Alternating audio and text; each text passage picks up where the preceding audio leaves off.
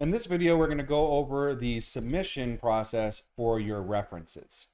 So in the module, I'm asking for you to create a list of 3 references for your and to have that contact information, but I'm not actually asking you to upload that document to me. It can be a Word document, Excel document, any other spreadsheet, or any other text editor document.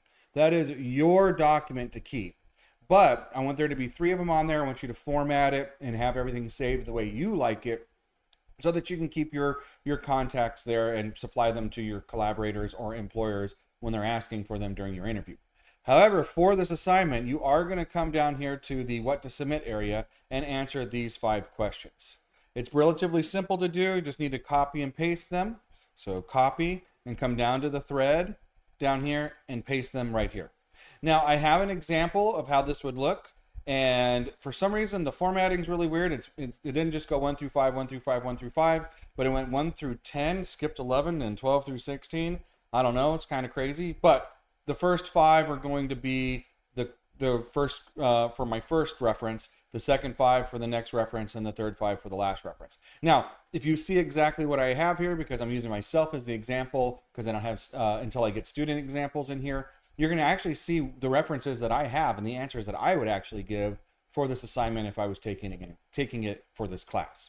Now, below that, even though you're not required to submit this, so please don't, here's that disclaimer right there. I did want to provide you with some kind of visual reference of what a log would look like.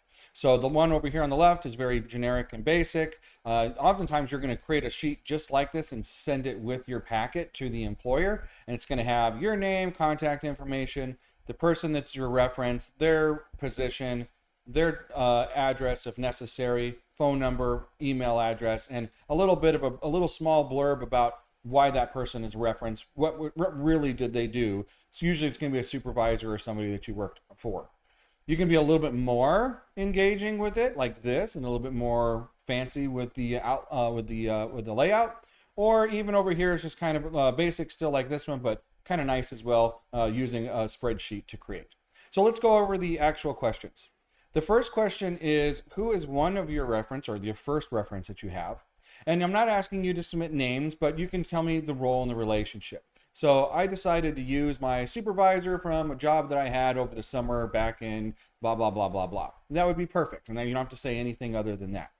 When you're entering your answer, I ask that you don't just enter it at the end of the sentence like this and at the end of the question, but actually hit enter, hit tab so that you're indented and put your answer here. That'll just help me kind of grade a little bit easier, and it's just kind of help me out to make this an easier process for everybody. Next question is, what was your process to reach out and ask this person to be a reference for you? Did you send them an email? Did you send them a text message? Did you call them? Did you meet for lunch somewhere and really make it a little bit better of a relationship and say, hey, this is important to me, that I trust and I respect you, and I'd love for you to be a reference for me? Or was it over text and it's just like, what up, person? You know, maybe you have that relationship and maybe that works. So I'm curious to see how that worked for you. Next one was, what was their response? What I'm hoping for is that they were actually kind of honored and felt pretty good about it. Sometimes they might not. They might go, you know what?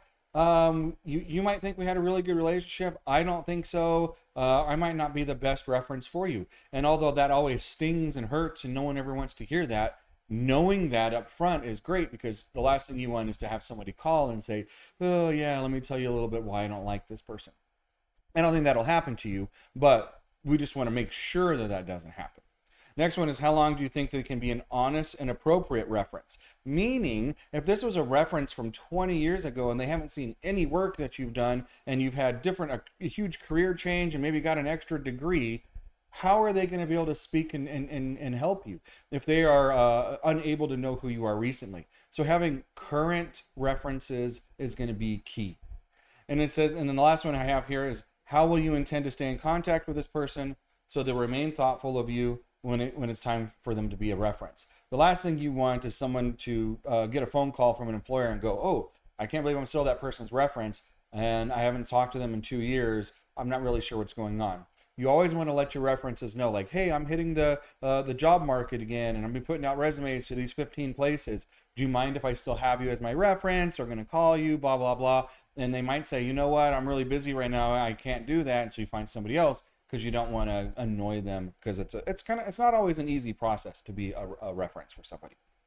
Once you're done, you want to make sure that you have a title here in your subject line. Hit submit, and then go back into the thread, double check that it's actually there, because if you can see it, I can see it, and that'll just make sure that you have it there, so when it comes down to grading, you actually see it.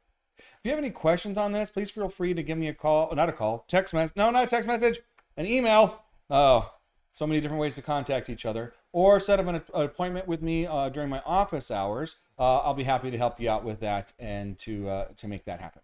All right, look forward to seeing your responses and knowing that you have an awesome set of people behind you to back you up, to help you reach your dreams and your goals in your career. Thank you.